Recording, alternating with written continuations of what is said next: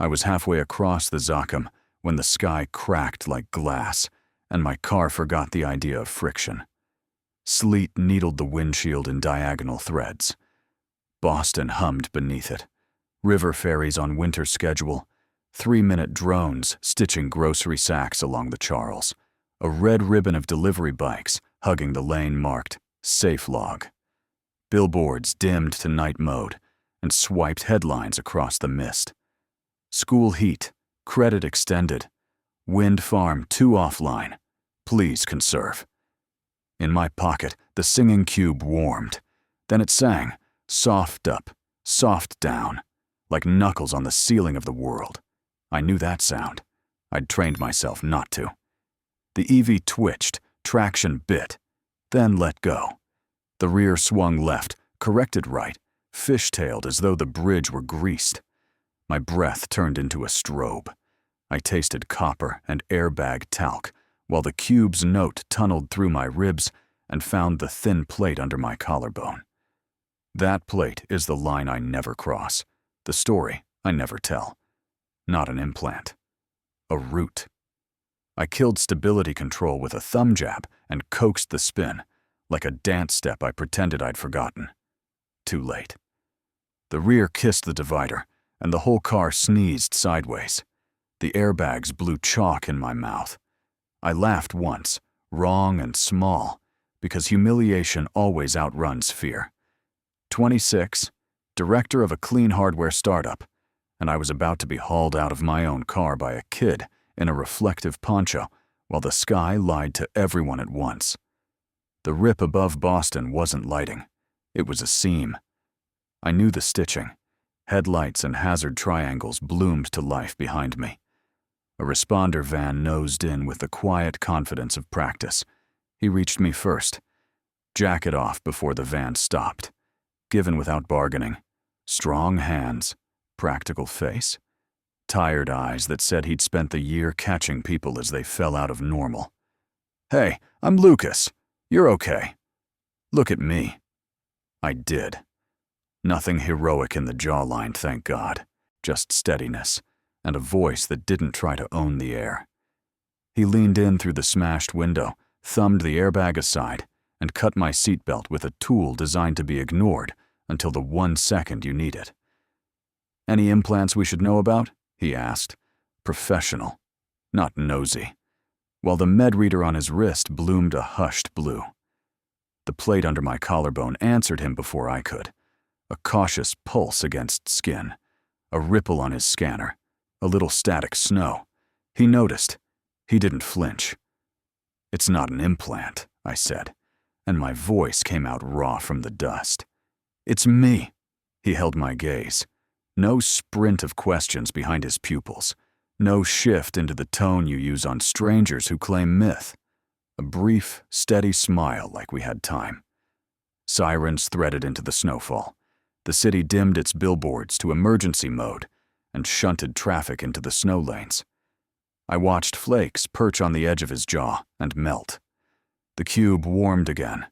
The melody compressed into a signature I knew by bone, an old call sign embroidered into command channels and childhood rituals. Sael, it sang. Sael. I hadn't heard my real name in 6 years except in cauterized memory. That syllable hit like a hand on an old bruise, and then like a door opening to air that smelled like magnets and rain. Protocol said I should run. Cut ties, ghost the cap table, ghost the lease, ghost the world. Slip to the orbital blind, wait for the matriarch to decide I was expensive to retrieve. Instead, I found myself doing a human thing in a human city, with a human's jacket on my shoulders.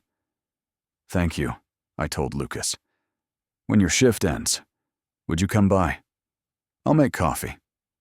He glanced at the rip in the clouds, stitched now, badly, then back to me. He nodded.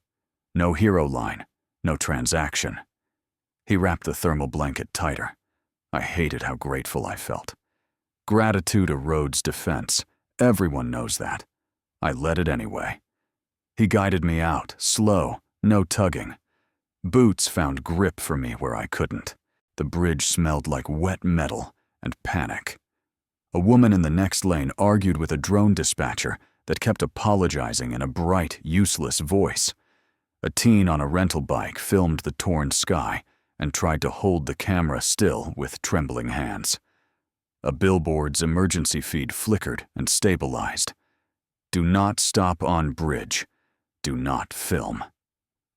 I almost laughed. A city cop asked for a statement. Lucas shook his head once. He'd seen the dust in my breathing and the small tremor in my left hand that meant the plate was awake. Later, he told the cop, as if I belonged to later. He got me into the responder van, clicked heat to just under too hot, and handed me a paper cup. Actual paper. Budget and kindness conspiring. Not the compostable foam that tastes like lies. You okay to hold the cup? He asked. I build ceramic battery housings that survive 2,000 cycles, I said. I can hold a cup. He didn't grin. He liked that answer in a quiet way. He stayed nearby without making a perimeter of it. Name? He asked, because the form on the tablet asked him. Maya, I said. The syllable teetered on a cliff. Maya Brooks. He typed it, thumbs steady. His jacket's collar brushed my cheek when he leaned to tuck the blanket better. The little, incompetent intimacy of rescue. Not romance. Not yet. The kind of nearness that doesn't demand a receipt. When he stepped back, the cube in my pocket sang a harmony. The plate under my skin warmed like hands by a stove. I looked past him, through the van's open door, to the river. The ice along the edges had a dull green light in it that belonged to a different sea. I knew that spectrum. The flagship's cloak had stuttered when it breached. Someone up there wanted me to see them. Or wanted to be seen by anyone who could see.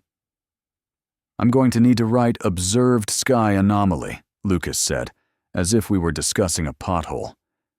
Write the night lied and we pretended it didn't, I said. He hesitated. Then he typed it as a note to self, not the report. For him. What's your job title? He asked. Director, I said. Hardware startup, small staff, loud dreams. It's the truth the city knows. He nodded once, not impressed, not intimidated. You got someone to call? I thought of the board. My mother. Except she isn't my mother in any human way that counts. The orbital household. The curator who balances lineage against liability. I thought of my co-founder asleep on his couch with a cat and a spreadsheet. I thought of the basement in my building that the city lists as storage, where the quiet lives. I'll call when I'm warm, I said. Truth again, dodged sideways. We sat with the heater ticking. The sirens thinned. The bridge crews moved, practiced, calm. The rip in the sky closed its mouth and pretended we'd misremembered.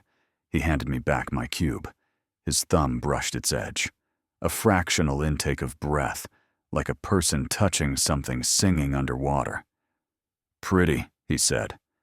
Not prying. It's old, I said. Older than the bridge? Yes.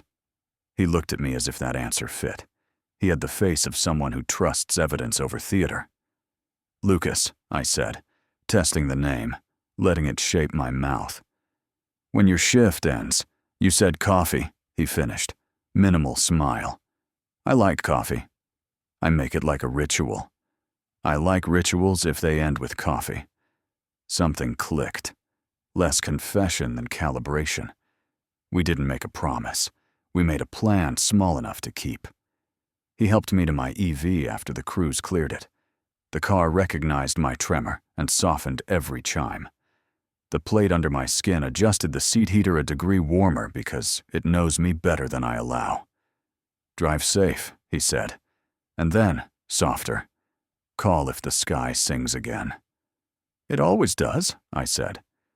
The sentence escaped before I could sand it down. He heard it. He didn't ask. I pulled away, blanket around my shoulders, his jacket across my knees. The cube sang once more, quiet and precise, tracing an old signature in the air between my chest and the windshield. Sahil, it called. Come home. I changed lanes. I did not change names. The green light in the ice followed me along the river for 3 blocks, like a patient eye, and then let me go. I didn't speed. I didn't hide. I drove like a person who intends to arrive. At the penthouse, the elevator recognized the dust pattern on my coat and unlocked without commentary. The door sealed behind me with the sigh of a very expensive lie. I set the cube on the kitchen island, and it glowed like a low ember. The plate under my collarbone hummed approval or warning. I never know which until later. I texted Lucas, "Thank you. When your shift ends, come by. I'll make coffee." The message delivered. No 3 dots. No bargaining. A minute later. Okay. I stood alone in a home that thinks it knows me. Steam rose from the radiator like a small ghost. Outside, the harbor stacked dark on darker. Above it, a seam of cloud stitched badly by hands that were once my family's. "Sael," the sky had said. This time, I wouldn't run. I cleaned the airbag dust from my mouth with a towel that shed exactly 3 threads, lined them on the sink like evidence, and made the kind of coffee I only make when I've decided to break a life open. The penthouse tried to calm me. It palmed the lights down, warmed a pathway from kitchen to sofa, put the harbor on the eastern wall. I told it to stop being helpful. It dimmed the harbor anyway, as if privacy were a lighting preset. I texted, "Thank you. When your shift ends, come by. I'll make coffee." His reply was not a paragraph, not a flirt, not a boundary. Okay. I fixed the machine's grind and water ratio by hand. I set out 2 mugs. The singing cube idled on the counter, a low orange. It had slept in my pocket for years, pretending to be a souvenir from a tech museum.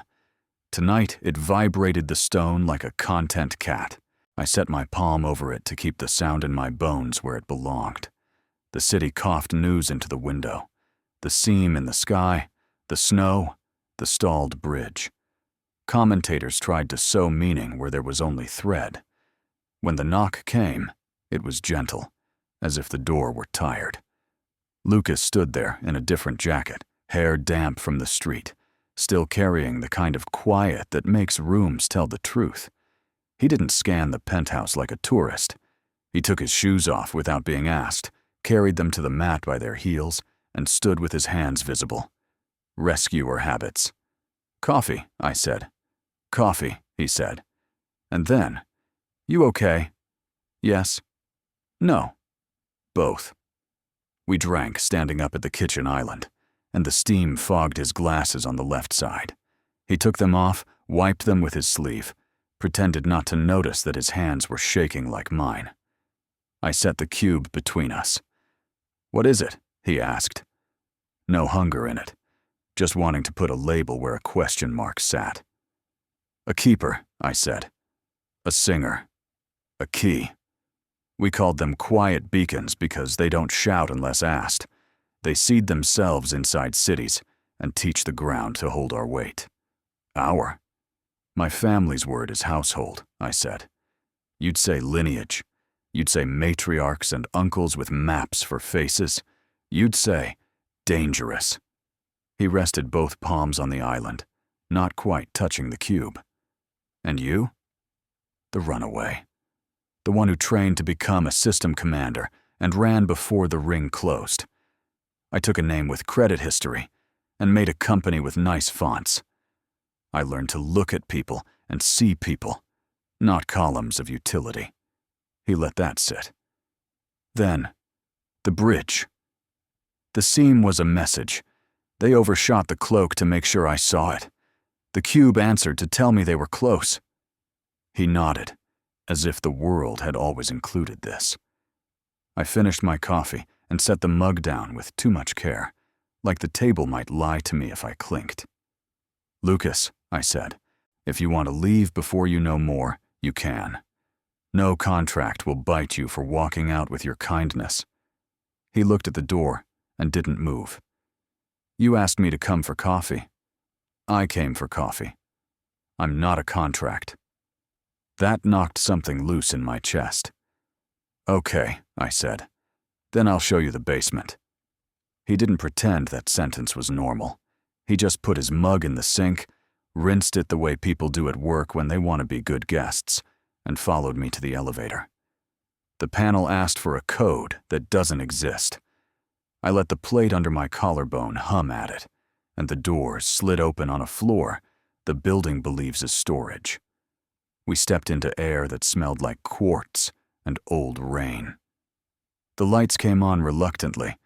My company's official lab occupies floor 17 with glass walls and board-approved colors. The real lab hides here.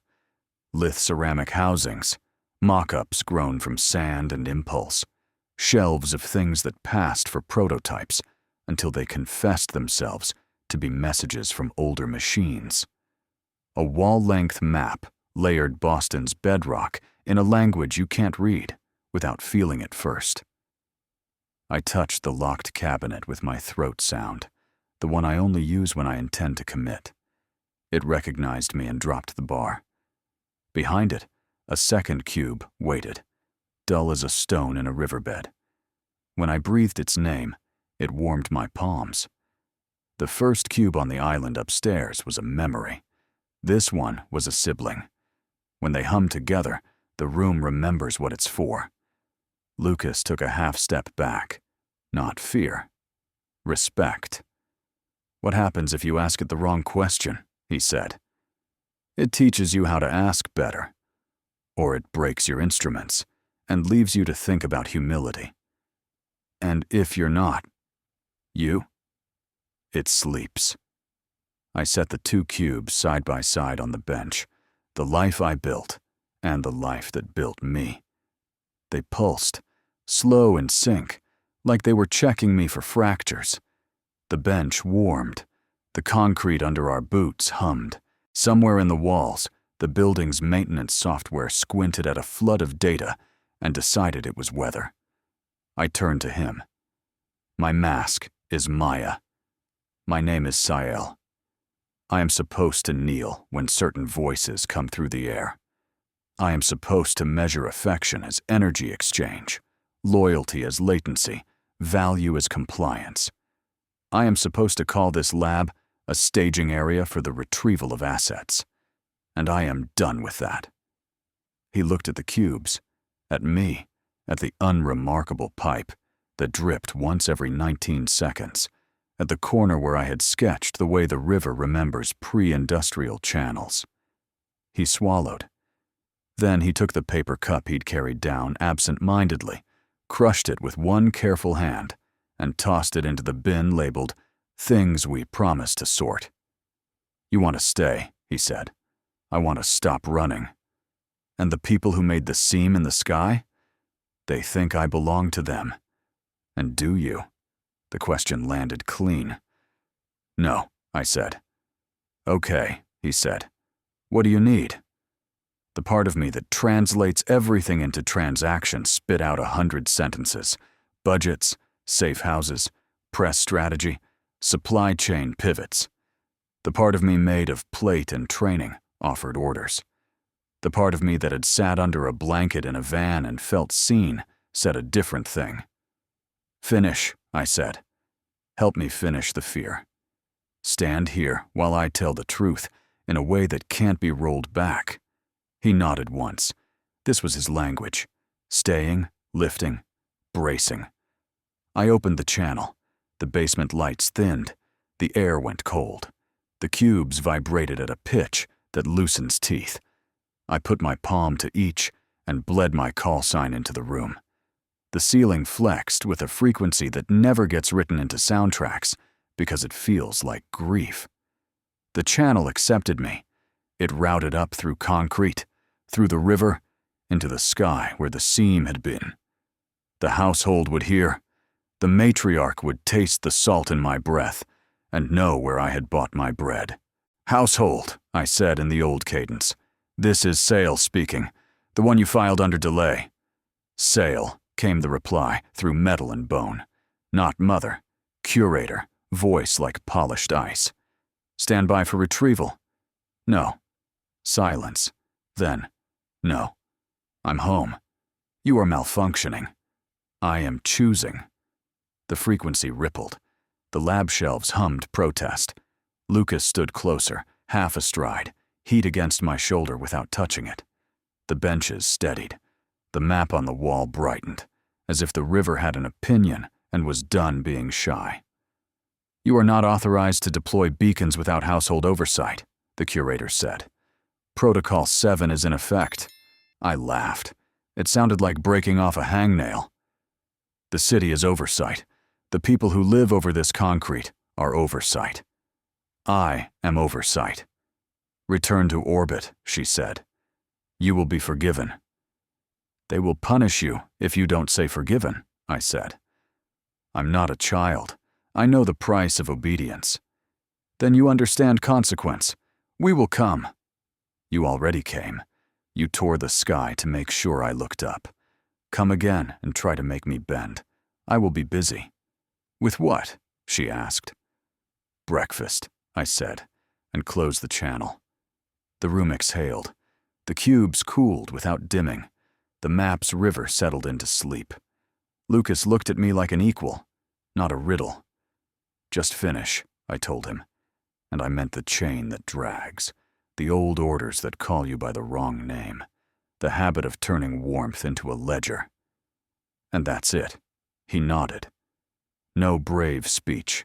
He put his hand on the bench, palm flat, as if to ground the building. And then, slow enough to be read as a question, he set his other hand on my shoulder. I didn't flinch. The plate under my collarbone warmed, confused and interested. We stood in the basement like that while the city raged on the news. Above us, the harbor turned a little light under the ice. My phone lit with messages from board members who smelled blood and profit. A drone pinged the roof to ask if we'd like a courtesy weather cover in case of further anomalies. Tomorrow, I said to the room. Press. Truth. No theater. Lucas nodded. And tonight? Coffee, I said. And staying.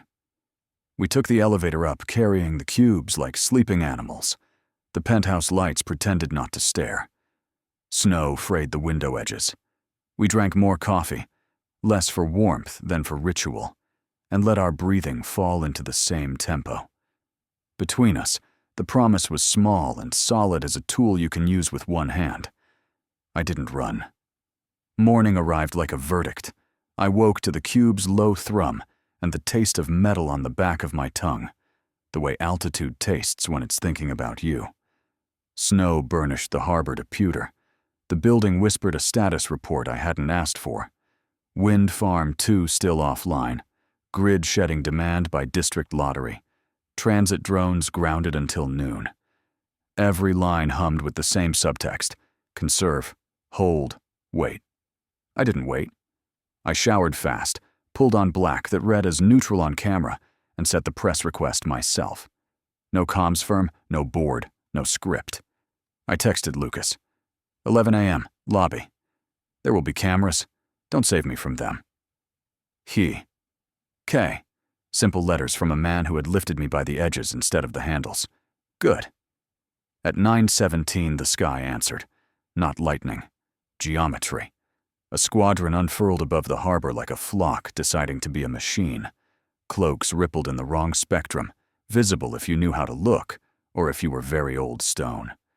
The flagship broke low cloud, broad and deliberate. Engines tuned to a frequency the river remembered. The city's emergency banners blinked to orange.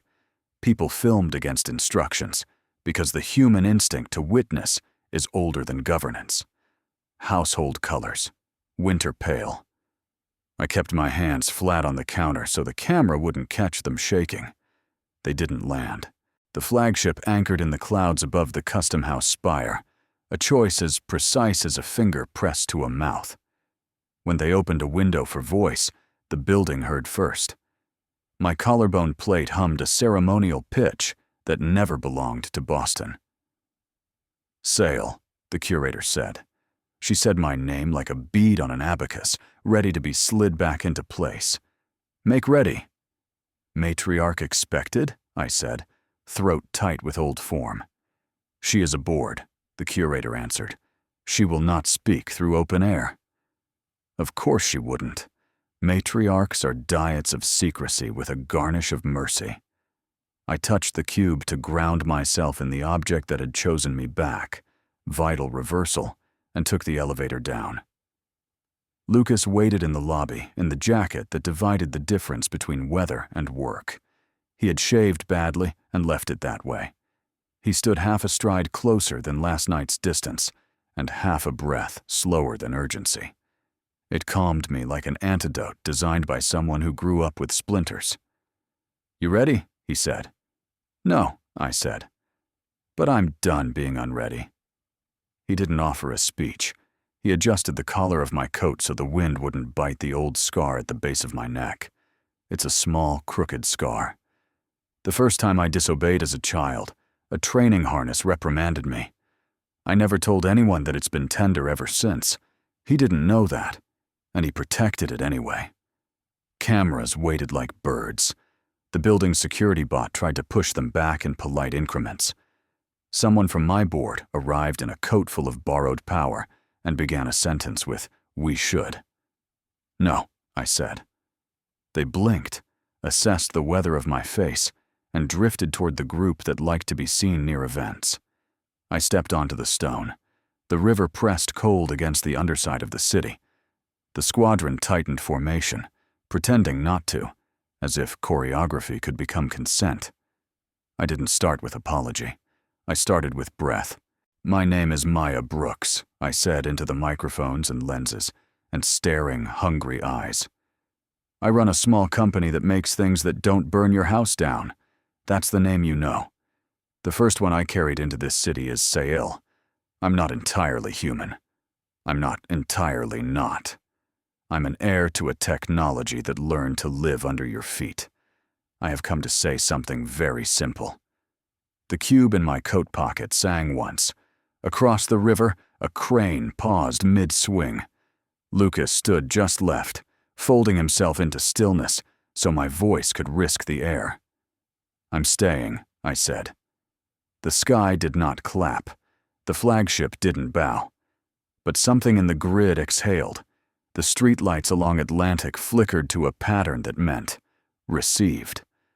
The building behind me held its breath, the way a friend does when you try a truth for the first time. The crowd parted. A household strike team, 6 in winter, pale, helmets blank as summary judgments, stepped forward out of an alley as if carved from it. Protocol 7 always sends 6. It's theater. 2 to announce, 2 to flank, 2 to break and mend. "Sail," the lead said, voice amplified the way lies are. "You are summoned for custody and recalibration. Kneel." Kneel is a small word. It is also a geometry. If I put one knee down, every room in my life would reconfigure around that angle. I thought of the harness scar. I thought of being 16 and learning to count people as heat sources. I thought of coffee. I did not kneel. "Citizen," the second lead tried, switching to human law. "You are in violation. The city has filed the beacons as historical technical infrastructure," I said. "I have filed myself here too." It sounded absurd. It was true. They stepped in. The curator's breath ghosted down from the ship like frost. "Sail. Stand by. This will be corrected." "Go," I said, but not to them. I said it to the building.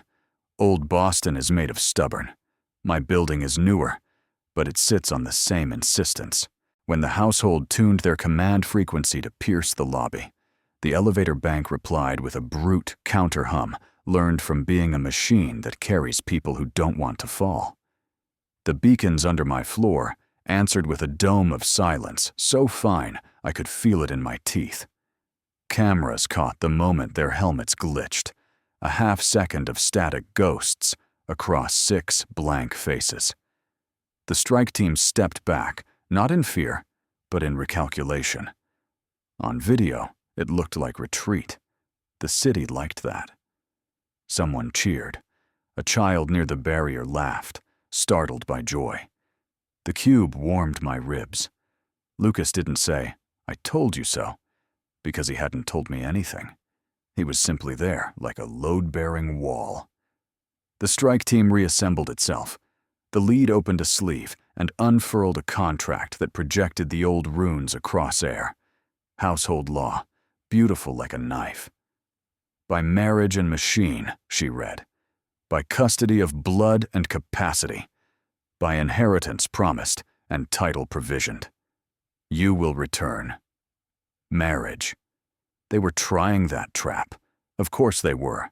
A political union to glue me to a cousin with a better title and worse soul. A contract that treats affection as collateral. No, I said, and I smiled in a way that would make my aunt grind her teeth. I held my hand out, palm up, not for the contract, but for Lucas. He didn't hesitate. He put his hand there, warm and obvious. Our fingers didn't lace. That would be romance under camera. We are not a spectacle. Our hands met and rested like tools placed side by side on a bench. This is my equal, I said. He's not yours to file. The 6 flickered, unreadable. The crowd breathed like a choir. In the clouds, the matriarch shifted her ship and finally spoke. Child, she said, in the tone that turns cities into training halls. You mistake mood for law. Return. I will spare the boy. She called him boy. The reduction was deliberate. It is always deliberate.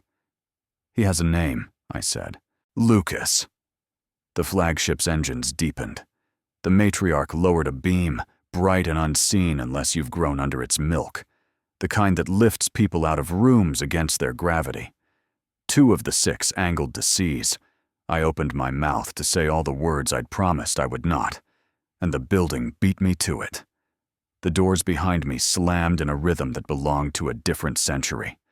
The lobby's rotation locks, aesthetic all year, became teeth. The elevator sang low and furious. The beacons shot a line through my body into the street, and the street answered. Every metal plane in a block radius rang like a struck bowl. Citywide, sensors that don't have names woke briefly and linked arms. Grid, not yours. Harbor, not yours. Air, contested. The beam faltered. The matriarch's tone sharpened the way ice does before it calves. She would escalate. She always did.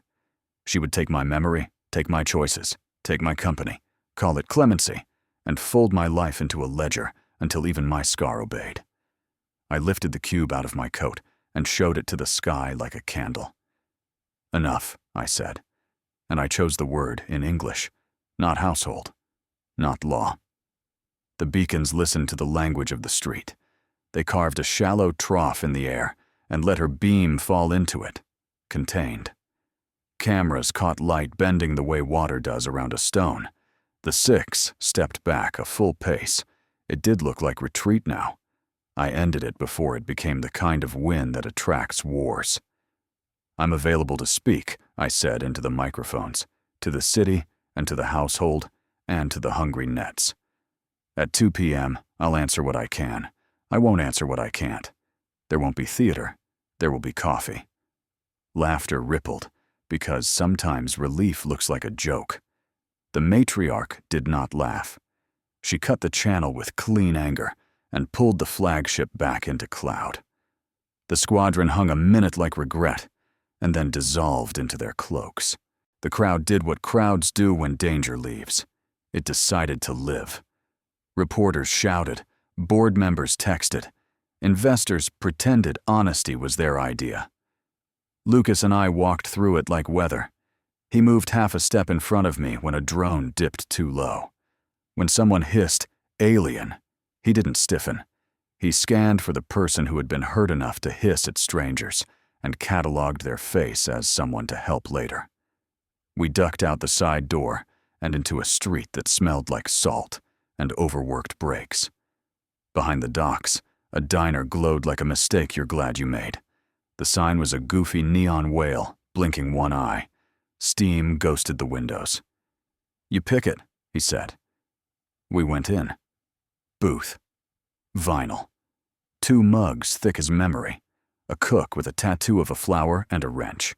A server who decided not to pretend she didn't recognize me. "Hi, Maya," she said, unruffled. "You want pancakes or trouble?" "Both," I said. She grinned. "Kitchen's got one. I'll bring the other." We sat. We breathed. I took my hand off the cube and let it warm the sugar packets for no reason but delight. Across from me, Lucas wrapped his hands around his mug and let the heat redden his knuckles. He didn't say proud. He didn't say brave. He said, "You okay?" I thought kneeling would feel easier than it looked. And it didn't. And it didn't, I said, surprised and then not. Our fingers touched on the table, entirely by accident the first time, and entirely not the second. We didn't hurry apart. We let the warmth collect in the small place between our hands, where choices go to become facts. On the wall, the neon whale blinked slowly, as if it knew it was ridiculous and chose to be seen anyway. Outside, the squadron became rumor. Inside, pancakes arrived with butter like little moons. The server set down a plate and a look that said, "We're here, and we're more than news." I ate. He ate. We started to plan without planning. At 2 p.m., I would stand again. At night, the household would try a different trap. Between those, we would keep a city steady. We would keep each other steady. We breathed the first honest air. Boston learned to live with the seam. Winter salted into spring. Ferries came back on half schedule. Drones flew lower to save power and took scenic detours the app called heritage routes, which meant avoiding beacon fields until we taught them manners. My company changed its tagline from "Safer Heat" to "Heat That Listens." Investors pretended this had been their plan all along. We hired people who preferred wrenches to speeches. I spent mornings in municipal basements, translating rock into policy, and afternoons in classrooms telling kids that the ground was older than anyone's empire, and that was good news. At night, on the roof, coffee. Lucas and wind. Our rule stayed the same. Truth first, then choices. He listened like the city does when it wants to hold. He also had a secret he didn't mean to keep. Not nefarious, just human. Protection by omission. It walked into my lobby one Tuesday with a pink backpack shaped like a strawberry and a grin missing 2 teeth. "Hi," she said. "I'm Junie. Daddy says we can't run in fancy buildings, but the floor looks like skating, so I will walk like running." Lucas stood behind her with the face of a man who had hoped to choose the perfect moment. Moments choose themselves. I crouched. "Hi, Junie. I'm Maya. I do not like running in my lobby either." "Good," she said gravely, then looked up at the lights as if they were trying to flirt. "Your building hums." "She hears it," I said, too fast, and Lucas read the alarm in my voice before I softened it. "How old?" "6, he said. "Her mom's out of state for a week. I didn't want to..." Hide. Hide is a word that sits funny in his mouth. I put out my hand. Junie shook it like a dignitary. We made cocoa that afternoon and watched the harbor unzip and zip with rain. The cube on the counter turned its face toward her like a cat does for sun. When she giggled at the way it warmed the sugar, the beacons under the slab thrummed once, as if the city wanted to memorize the sound. That night, while the news chewed on grid auctions and whether aliens should pay municipal taxes, yes, I filed. Lucas and I argued gently in the hallway. "She shouldn't have to learn any of this," he said, low, fierce. "Not the house, hold? Not the contracts. Not the way cameras stare." "She shouldn't," I agreed. "But the building hums for her like it hums for me. That is not a thing I did." He leaned his head on the wall. "I don't want her to be a lever they can pull." "They already tried that with you," I said, and that time he flinched. I found out why 2 days later. The curator invited me to a neutral table, A glass room cantilevered over the harbor, with a view engineered to make humans feel small and household heirs feel at home. She arrived without the matriarch and without ornament. She placed a legal tablet between us like a shard. "Public truce," she said. "Provisional grant of stay. You will not deploy additional beacons." "They deploy themselves," I said. "Semantics are a poor substitute for obedience." I left obedience in a closet with a harness and a little blood. Her mouth tightened. She set the tablet to show a contract I'd never seen. An agreement dated 20 years before I arrived, stamped by a Massachusetts office that no longer exists, co-signed by a federal agency with a different name now. An allowance, a lease, a promise.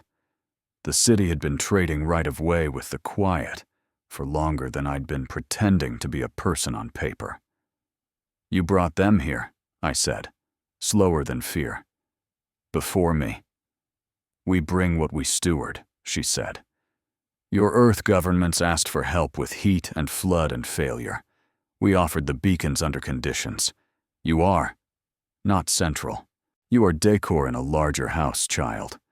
The insult didn't bite. The revelation did. Hidden deals under wet stone. I had thought I was the first honest thing. It turned out honesty had a longer history than my face. "Why show me?" I asked. "Leverage," she said, with a shrug I despise for its economy. "Also, we are not villains. Your language prefers that. Ours prefers tools. Tools can refuse," I said. Her eyes slid to the harbor. "There is another matter." She swiped. A photo. Junie on my lobby floor, hand on the tile, listening. My stomach knotted. A minor in proximity to unsanctioned foreign technology. Risk, exposure, custody review. My hand went cold, and then hot. No. Household law recognizes childhood as a resource to be protected, she said, falsely tender. "We will petition your courts to move the child to a neutral home during evaluation. We will provide care. We will appear generous. Your Lucas Hayes will lose quietly." I stood. My chair did not scrape. The room had been designed to discourage drama. I made some anyway. "If you try to touch her life," I said, "I will speak names out loud that your leases forgot to hide. I will show your contracts to the city you think is asleep. I will unfasten every polite lie that keeps you pretty." "You will make war," she said. "I will make breakfast, and I will bring her to school, and I will teach the asphalt on her street to cradle her bones if a car forgets to stop. War is your word." We ended there. She left through air, and I left through the elevator, and neither of us looked back. At home, Lucas had already felt the tremor through channels he didn't know he had. He was reading the family court site on his phone with the face of a man counting exits. "They're going after Junie," he said. Not a question. "Yes," I said. "And they showed me a contract that means we've been living in their shadow longer than our stories admit." He set the phone down like a weapon he refuses to carry. "We fight? We protect, and we tell the truth so loud the paperwork combusts." He nodded. "First, dinner. We ate pasta badly because my hands shook and his mind ran ahead. Junie told me her class was collecting bottle caps for a mural. She asked if the building could sing a lullaby. The building tried. It sounded like distant trains. Junie approved. That night, the grid failed. Not accident. You can taste sabotage when you grow up inside systems. District lottery went dark. Sirens diced the riverside. The elevator took its time between floors, like an old man careful of his knees. Emergency strips lit halls with that end-of-world theater the city paid too much for. Junie woke, coughing. Not fear. The air itself. The beacons know heat and load. They do not know lungs unless asked. I made a decision I'd promised I would save for last. I used the plate. I laid my hand against Junie's sternum and hummed a frequency my training called medical. My heart called mercy. The cube brightened in the kitchen, then dimmed its face as if to give us privacy.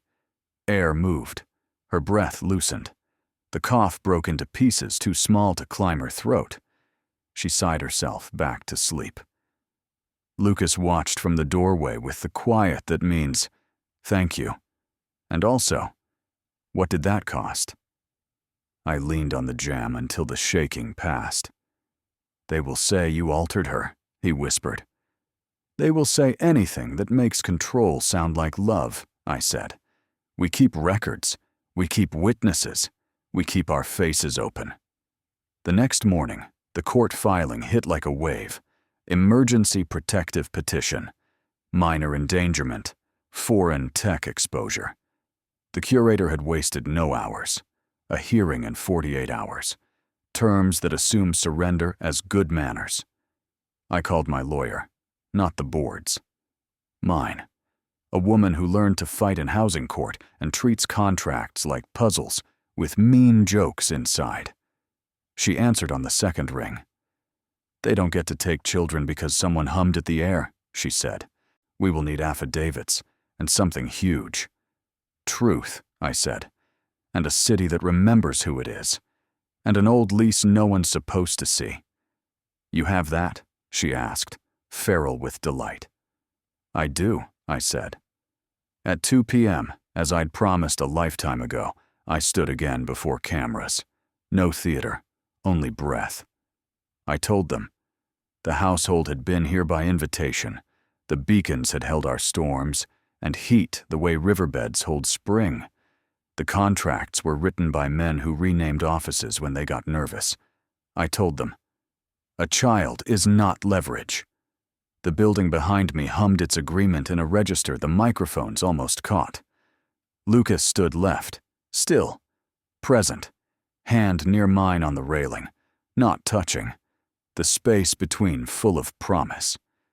Questions strafed. I let some through. I refused some. I kept my eyes on the faces that wanted help, not spectacle. When it ended, the city did something I had hoped for, but not let myself count.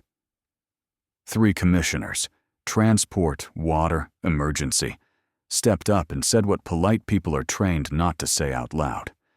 They had worked with quiet beacons for years. They would file amicus briefs. The ground under our feet was not an enemy. Also, Junie likes Coco. The last part wasn't on the record. It didn't need to be. It was true enough to calibrate. That evening, the matriarch sent a message without voice. A single object dropped through cloud to the roof. Small, heavy, familiar. A harness. Old style. Cleaned. The strap that scarred me when I was 16, refurbished to fit a woman who has learned to pick her own size. I carried it downstairs. I hung it on a hook by the door, visible, quiet. Not a trophy. A warning. "This is where we are," I told Lucas. "And where we're going?" he asked. "Court," I said. "Then the river. Then the ring." He squeezed my shoulder once, the exact pressure that says yes without saying vow. We stood by the window. The city breathed like someone falling asleep after a long illness. Behind us, the harness waited. In front of us, the harbor kept its secrets with better manners than any ship I've ever served. Between those, we made our plan.